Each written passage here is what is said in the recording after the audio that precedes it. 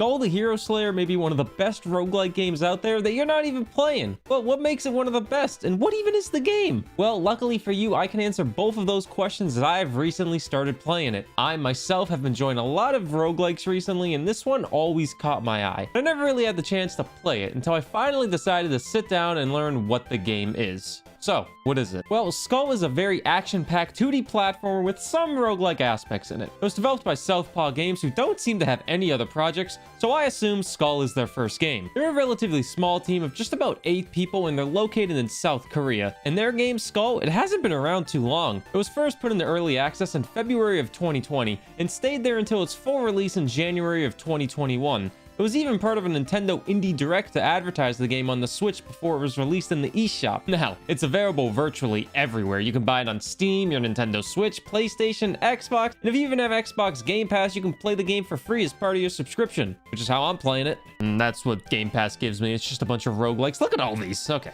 those are the developers, but what is it? Well, it's a very retro spin on the roguelike genre with its very charming 2D pixelated graphics with some very simple platforming. You play as Skul, who's the last chance to save the Demon King from the heroes, adventurers, and the Imperial Army.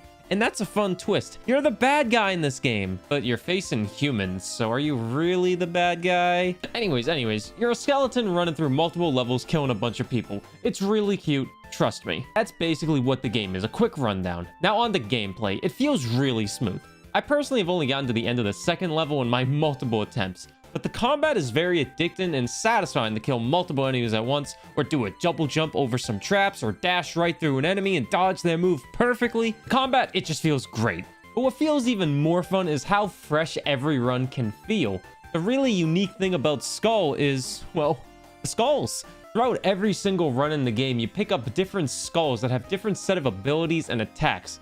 Each skull has a couple different abilities you can get, and your main character can have 2 skulls at once, and you can swap between them when you wish. Oh, also a fun thing is that they have a skull that makes you look like the Beheaded from Dead Cells, and it's really freaking strong. Clear reference to the game, as Dead Cells also makes a reference to Skul in their game. Also, both games' combat feels kind of similar, and I love that. Okay, anyways, back to the skulls. Each skull can be upgraded to become more strong with an item called Bone Fragments. And I rarely found them so far in my playing time, but I honestly think I just straight up missed them. And then each skull has a different quality, and depending on the quality of your skull, it can cost more to upgrade it. It would either cost 10, 30, or 100 bone fragments, and then it can be upgraded again depending on the item. The fragments can only be used in one run though, so if you die, they're gone. Okay, and that's just talking about the skulls alone. The game has so many items that can enhance your health, physical damage, magic damage, cooldowns, roll speed, really anything you can think of. But you can only hold 9 items at a time, which, let's be honest, that's still a lot of items. A Skul has so many different items that you can combo together with all of your skulls. So many possibilities for so many different runs. It makes you want to just keep on playing. And then besides items and skulls, we still have another type of item called Quintessence, which, like skulls and items, also have different rarities. They're like an ultimate ability, and most of them have a pretty long cooldown, but they can really help change a battle, really help you kill a boss or a mini boss. Whew, this game has a lot of items, and I'm sure I am missing something, but that's just a general idea of what the game has to offer. And you remember those fragments we talked about earlier? I want to go back to that a bit and talk about the currencies in the game. The game has 3 currencies total, with bone fragments, gold, and dark quartz. And here's how the game becomes a roguelike. Now, you know what bone fragments are used for, but gold is used in the middle of runs to buy items from shop, or giving them to a prisoner you free and they give you an item. And like the fragments, you lose the gold at the end of a run. But you keep the dark quartz you gain on the run, and you get them by defeating enemies, and the quartz are used to upgrade your character as a whole.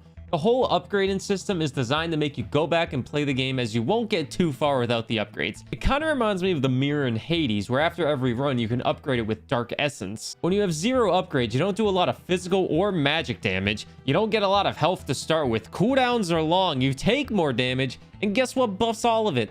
Quartz. Lots of quartz will upgrade your traits, and every single trait can be leveled up to 10 or 2, with each level costing more to upgrade. That aspect alone has me absolutely hooked on the game. I've spent most of my time upgrading my health like an idiot probably, but I'm loving the game still. The traits are really the big roguelike appeal. An amazing thing about roguelikes is replayability, and I feel the diversity of the items on top of the challenge and traits make the game very replayable. And this is where I feel a little bit bad, okay?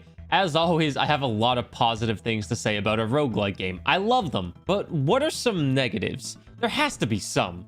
Of course, the worst thing about this game is the achievements on Xbox give you 12 gamer score. Who the does that? Oh, I mean, of course, this game does have a few negatives to go with it. Okay, I don't like saying this as a negative, and I don't view it as a negative, but I know someone will ask. But this game is hard, and you will need to replay it to see progress. It took me almost 2 hours to beat the first boss once.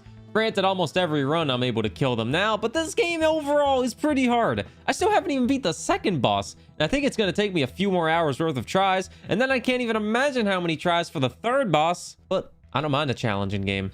Fine. I guess another negative is when I was talking to a prisoner in the game, the enemy still attacked me and ended up killing the run. But that's more of a, oh shoot, the game doesn't pause moment more than a negative. I'm sorry, I don't have a lot of negatives to say again. You could argue $20 for it is expensive, but people pay $60 for NBA and FIFA reskins every single year. So this game's a hell of a deal. And if you have Game Pass, it's free. Now, should you try it? I say hell yeah. If you like fast-paced platforming, roguelikes, killing a lot of enemies kind of fast, lots of item variety, really any of those, I say this game is worth a try. I know the roguelike genre can be intimidating at times, but some of the greatest games I've ever played come from the genre, and I feel this game could be one of those types of games. We'll see how I feel when I beat the game fully the first time. I know when I beat Hades the first time, I wanted to keep on playing, and the same goes for Darkest Dungeon. But you could make the point of have a nice death. Once I beat that game the first time, I lost a little bit of interest. Plus the balancing could use some work, but that's a whole other story. Now, Skul the Hero Slayer is the roguelike you're missing out on, and you will love the game if you try it out. Thanks for watching, and I'll see you next time. Oh, also, sub if you like the video. I'm trying to make more videos often on any games that catch my eye, really. You can also watch me play most of these games on Twitch Live. Okay, bye.